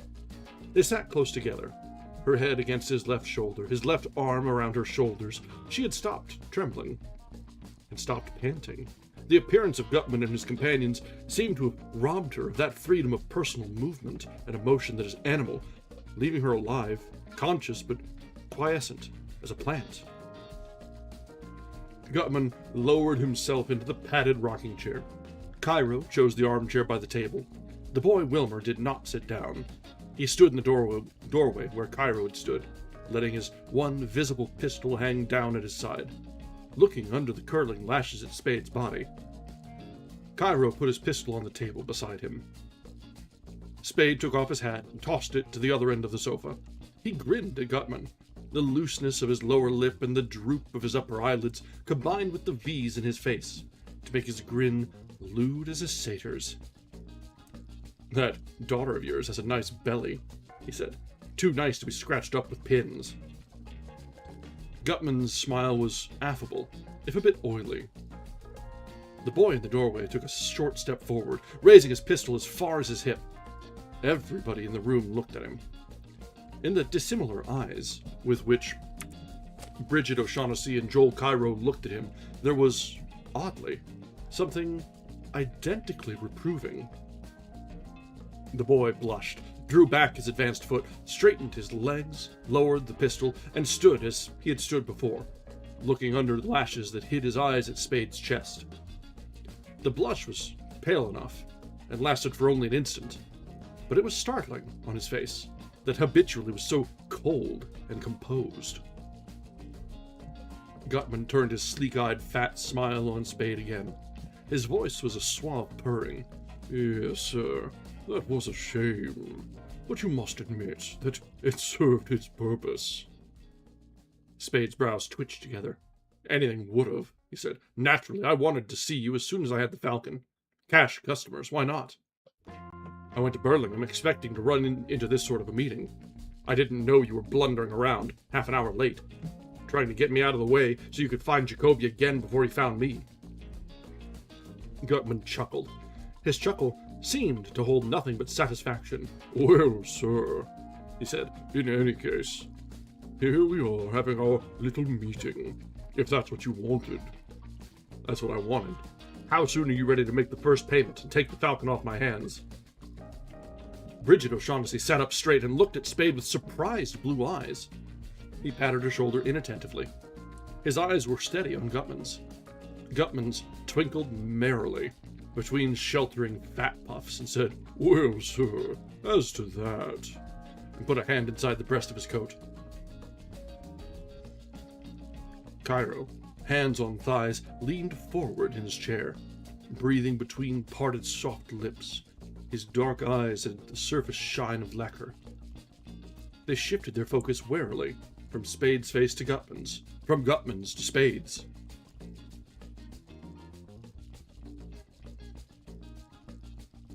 Gutman repeated, "Well, sir, as to that," and took a white envelope from his pocket. 10 eyes, the boys now only half obscured by his lashes, looked at the envelope. Turning the envelope over in his swollen hands, Gutman studied it for a moment, its blank white front, and then its back, unsealed, the flap tucked in. He raised his head, smiled amiably, and scaled the envelope at Spade's lap. The envelope, though not bulky, was heavy enough to fly true. It struck the lower part of Spade's chest and dropped down on his thighs. He picked it up deliberately and opened it deliberately, using both hands. Having taken his left arm from around the girl, the contents of the envelope were $1,000 bills, smooth and stiff and new. Spade took them out and counted them. There were 10 of them.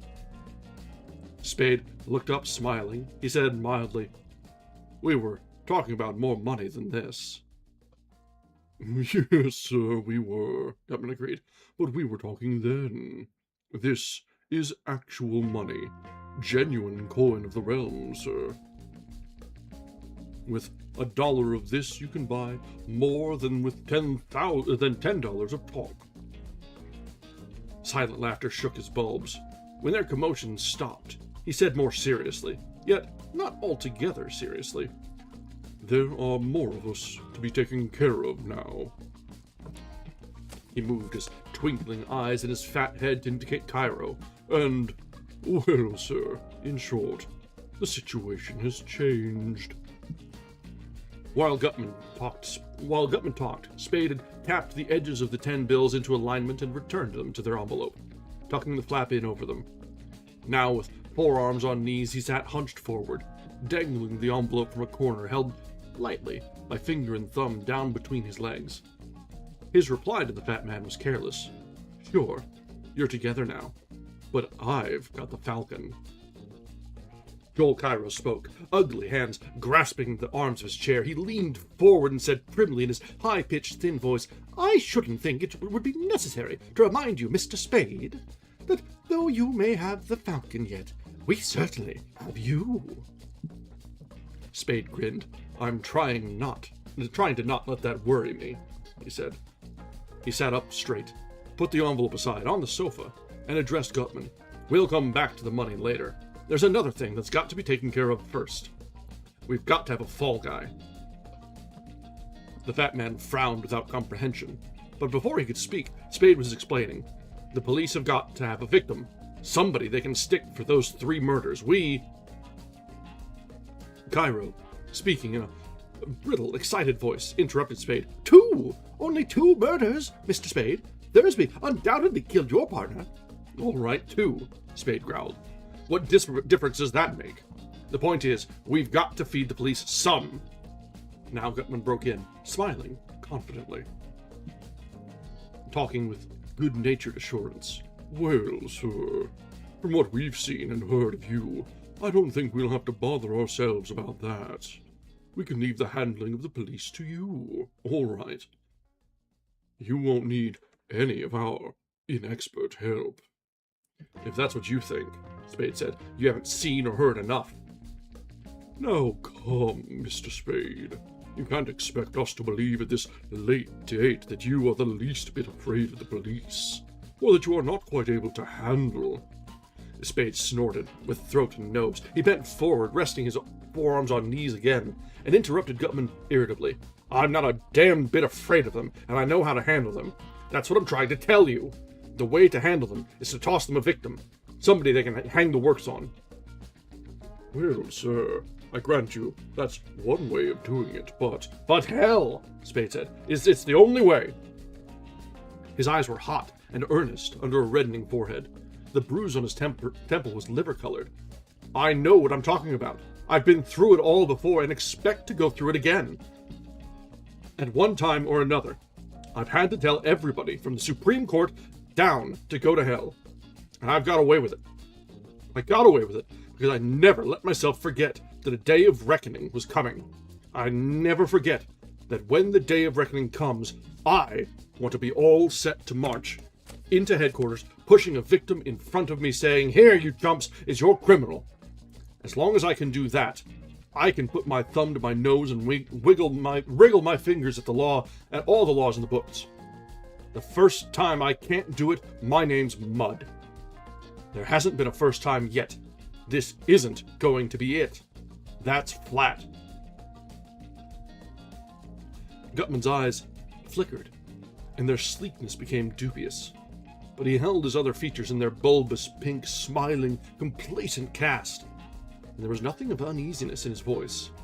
He said, "That's a system that's got a lot to recommend it, sir. My God, it has. And if it was any way practical this time, I'd be the first to say, stick to it by all means, sir.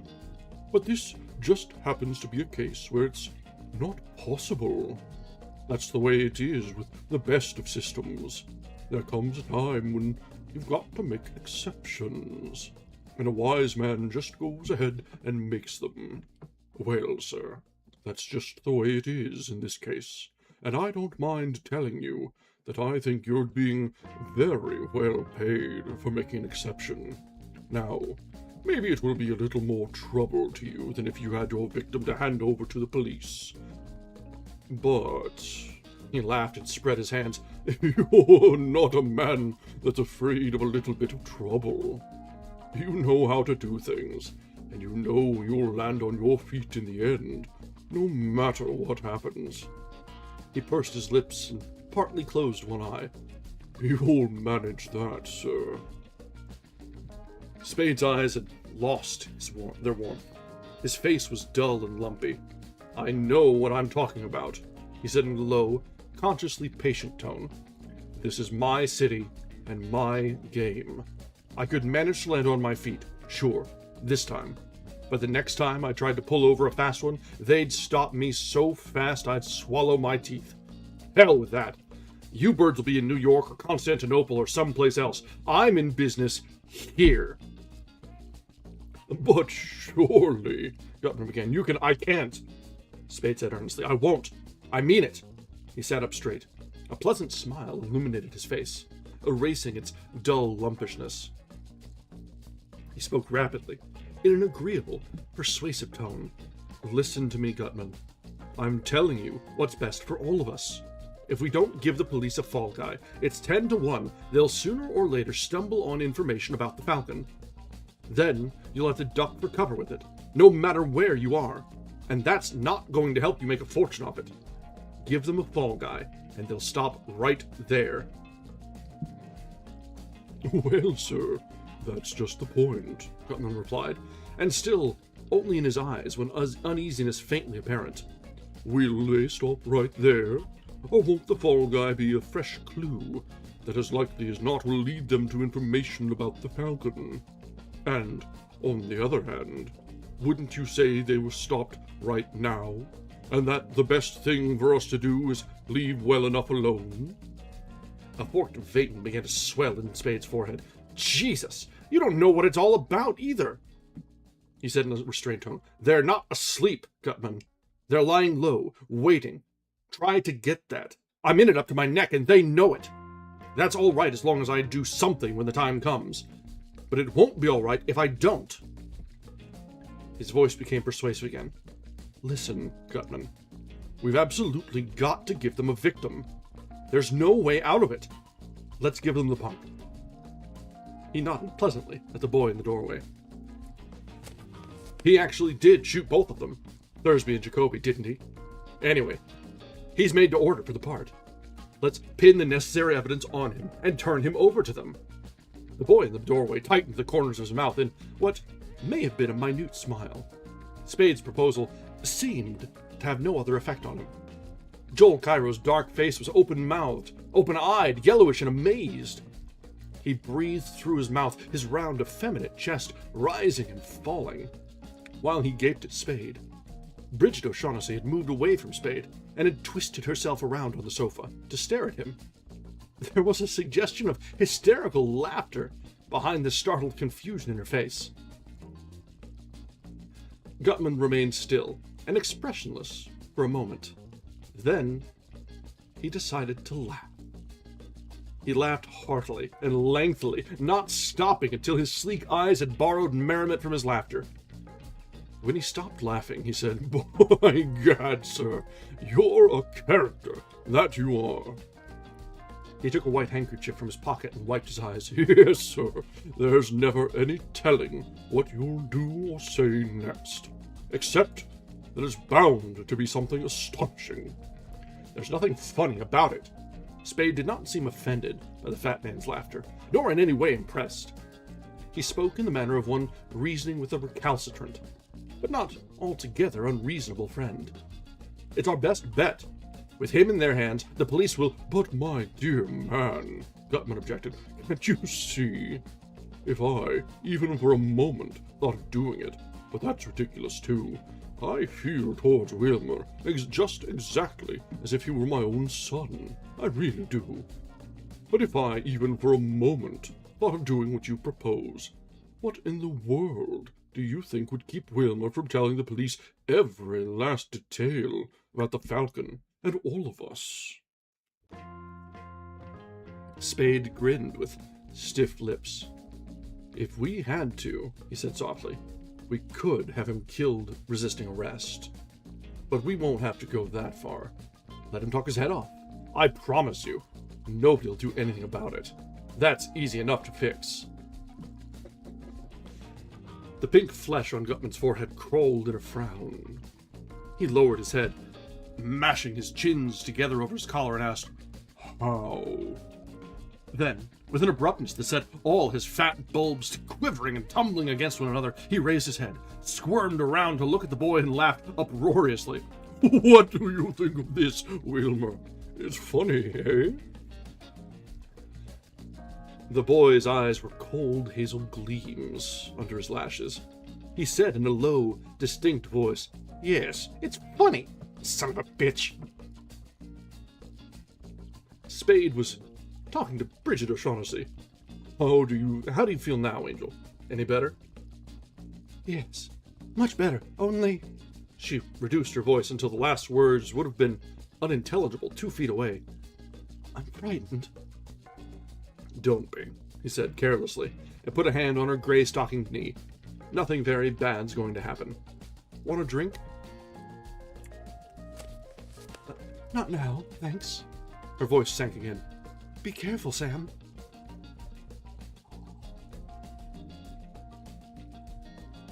Spade grinned and looked at Gutman, who was looking at him. The fat man smiled genially, saying nothing for a moment, and then asked, "How?" Spade was stupid. "How what?" The fat man considered more laughter necessary then, and an explanation. "Well, sir, if you're really serious about this suggestion of yours, the least we can do in common politeness is to hear you out. Now, how are you going about fixing it so that Wilmer," he paused here to laugh again, "won't be able to do us any harm?" Spade shook his head.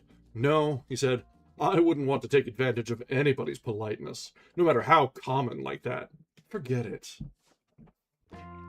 The fat man puckered up his facial bulbs. "Now, come," he protested. "You make me decidedly uncomfortable. I shouldn't have laughed, and I apologize most humbly and sincerely. I wouldn't want to seem to ridicule anything you'd suggest, Mr. Spade, regardless of how much I had disagreed with you.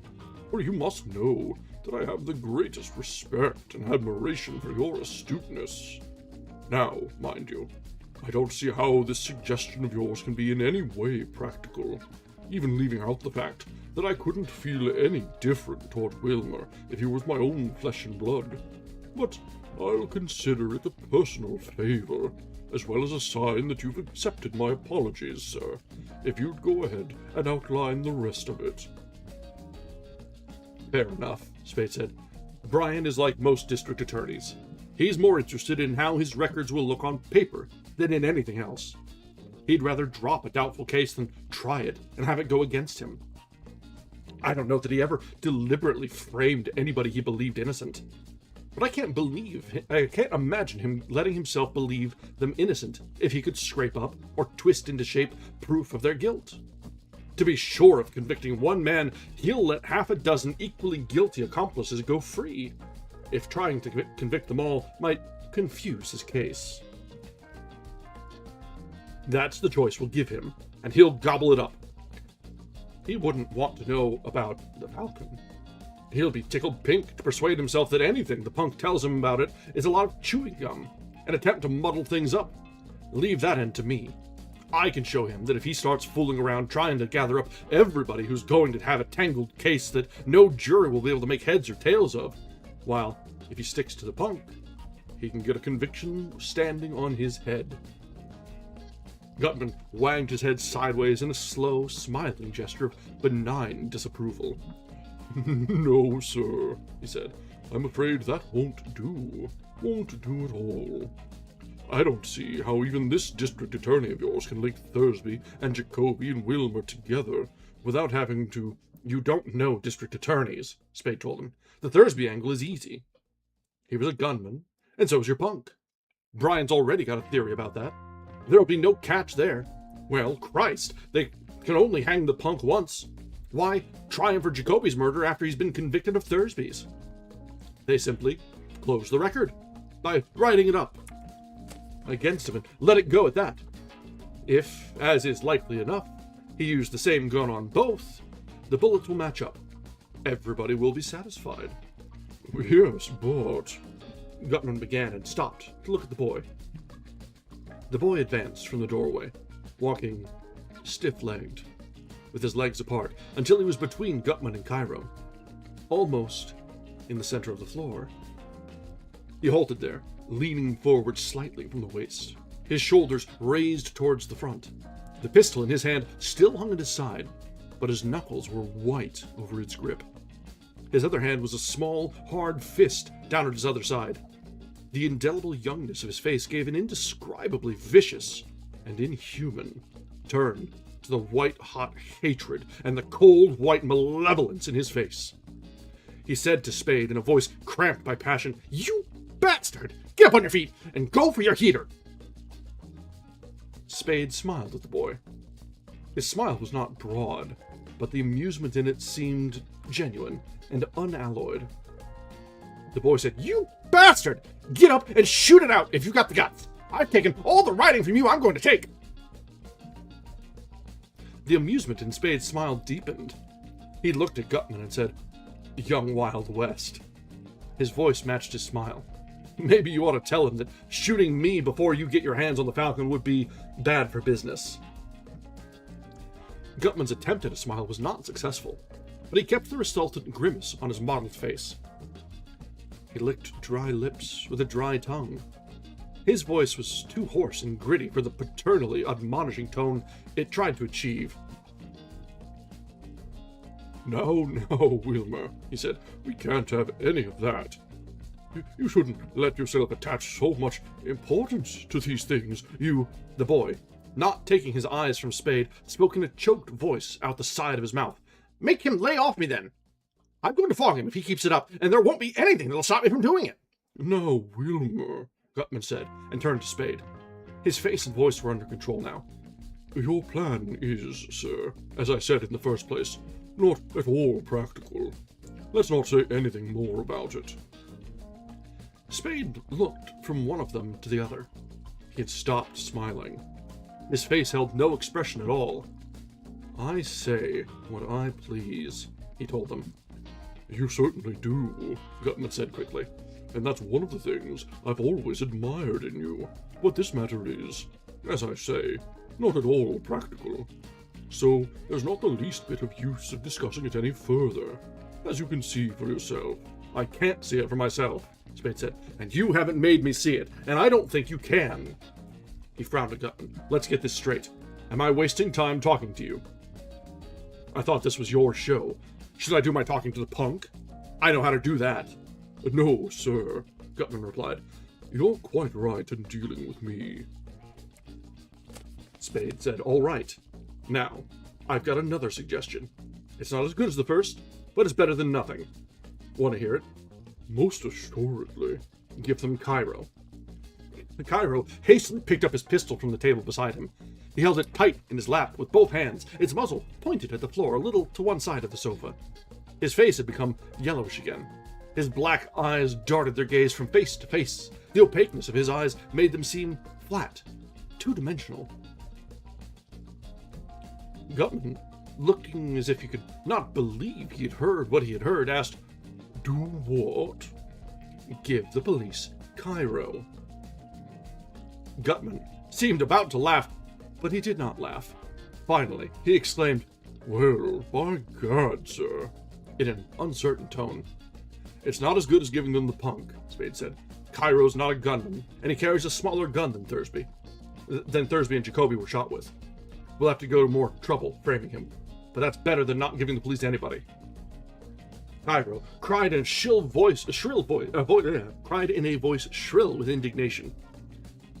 "Suppose we give them you, Mr. Spade? What would be so Shaughnessy? How about that, if you're so set on giving them somebody?" Spade smiled at the Levantine and answered him evenly. "You people want the Falcon. I've got it. A fall guy is part of the price I'm asking. As for Miss O'Shaughnessy," his dispassionate glance moved to her white, perplexed face and then back to Cairo, and his shoulders rose and fell a fraction of an inch. "If you think she can be rigged for the part, I'm perfectly willing to discuss it with you." The girl put her hands to her throat, uttered a short, strangled cry, and moved farther away from him. Cairo, his face and body twitching with excitement, exclaimed, "You seem to forget that you are not in a position to insist on anything." Spade laughed, a harsh, derisive snort.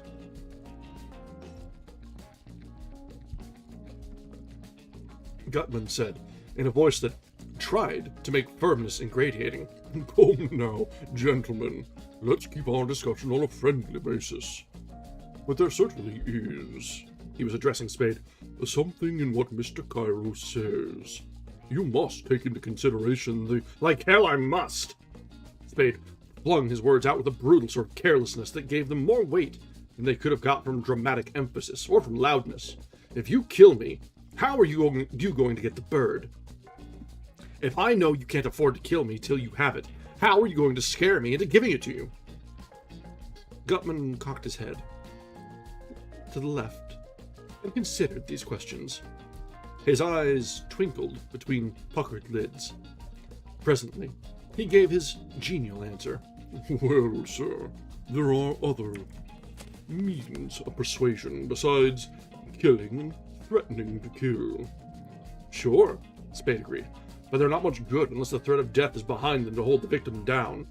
See what I mean? If you try anything I don't like, I won't stand for it. I'll make it a matter of your having to call it off or kill me, knowing you can't afford to kill me." "I see what you mean," Gutman chuckled. "That is an attitude, sir, that calls for the most delicate judgment on both sides. Because, as you know, sir, men are likely to forget, in the heat of action, where their best interest lies, and let their emotions carry them away." Spade, too, was all smiling blandness. "That's the trick from my side," he said, "to make my play strong enough that it ties you up, but yet not make you mad enough to bump me off against your better judgment." Gutman said fondly, "By Gad, sir, you are a character." Joel Cairo jumped up from his chair and went around behind the boy, and behind Gutman's chair. He bent over the back of Gutman's chair and, screening his mouth and the fat man's ear with his empty hand, whispered. Gutman listened attentively, shutting his eyes. Spade grinned at Bridget O'Shaughnessy. Her lips smiled feebly in response, but there was no change in her eyes. They did not lose their numb stare. Spade turned to the boy, 2 to 1 they're selling you out, son. The boy did not say anything. A trembling in his knees began to shake the knees of his trousers.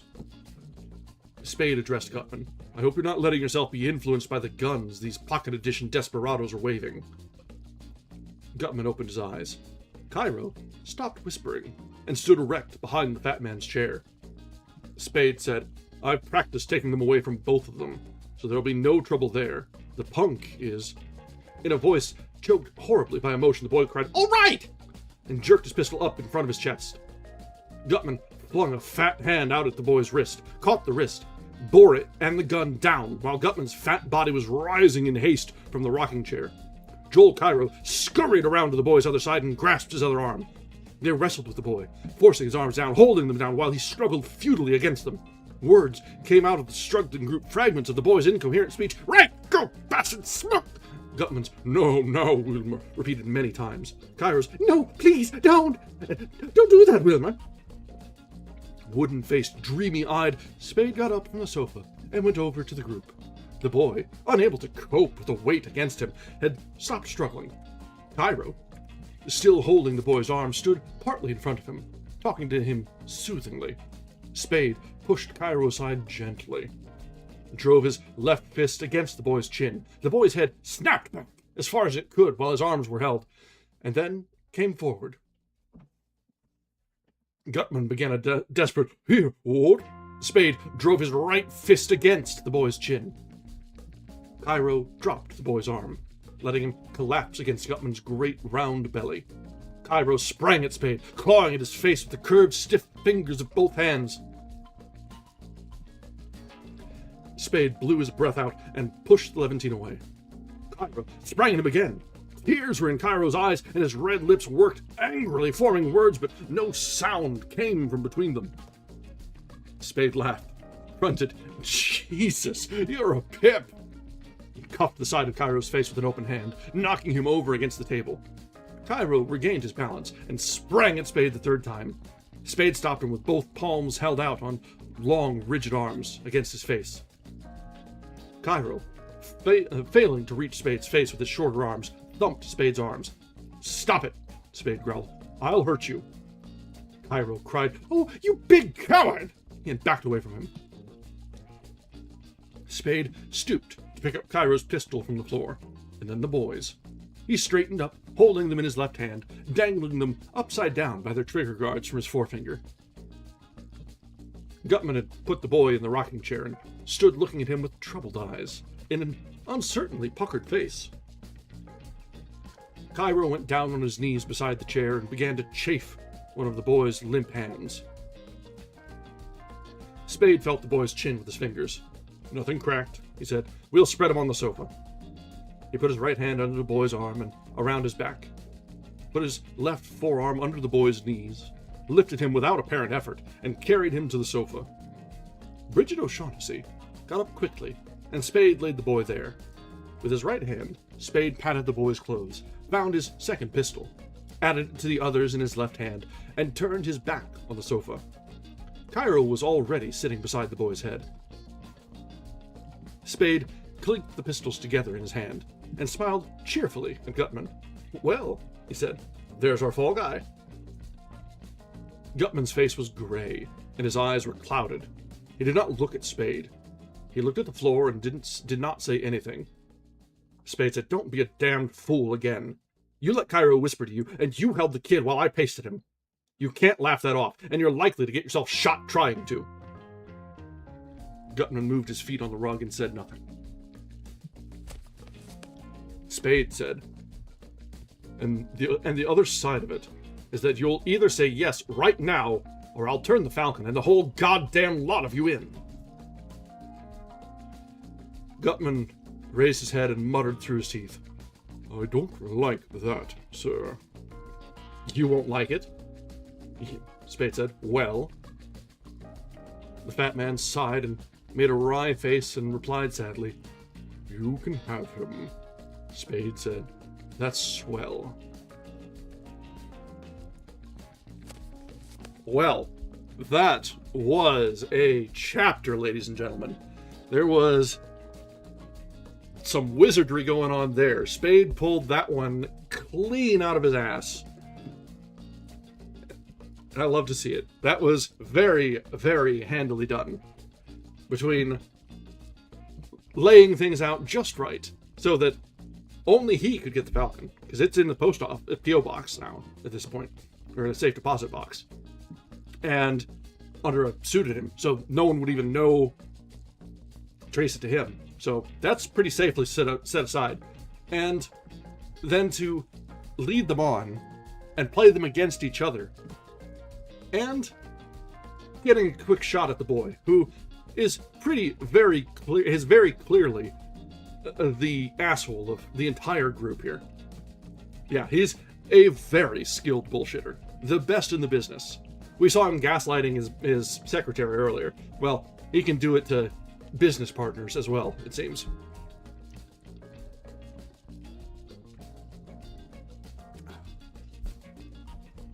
Alright, so we are actually at our target point for the night. We've got a little less than 20% left. Let me take a look at the table of contents here. So we are at The Russian's Hand, chapter 19. Oh, wow. Do we really only have... There's no way this is only one chapter. No, there's way too much of that.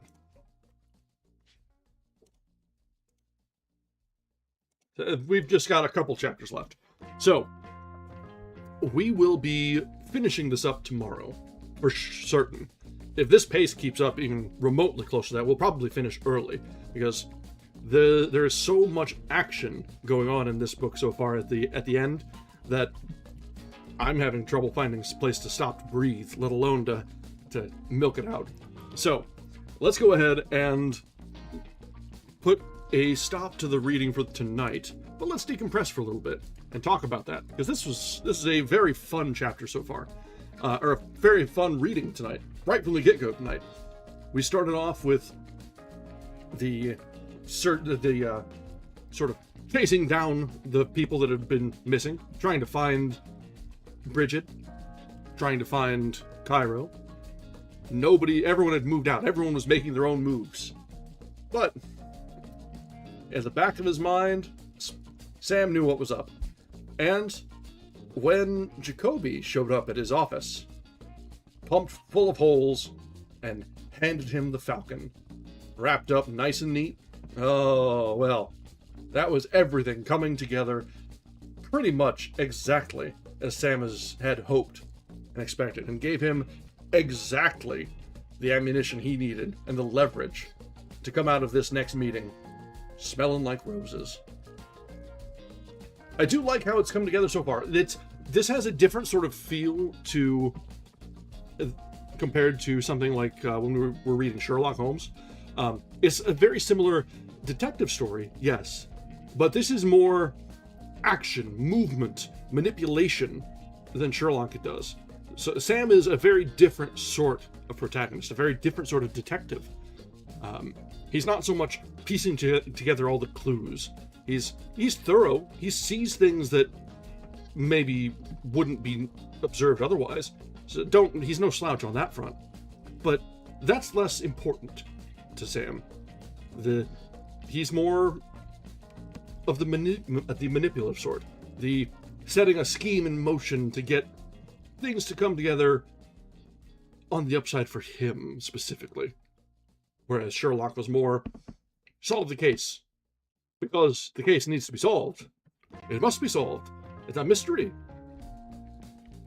So, very different detectives for very different moods. Different times.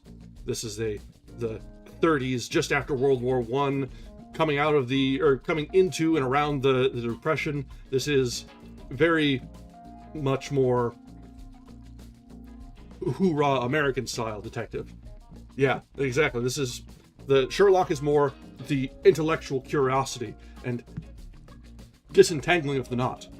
And this is a pulp fiction novel, which they both have spectacular niches to fill, and they both do them very well on their own.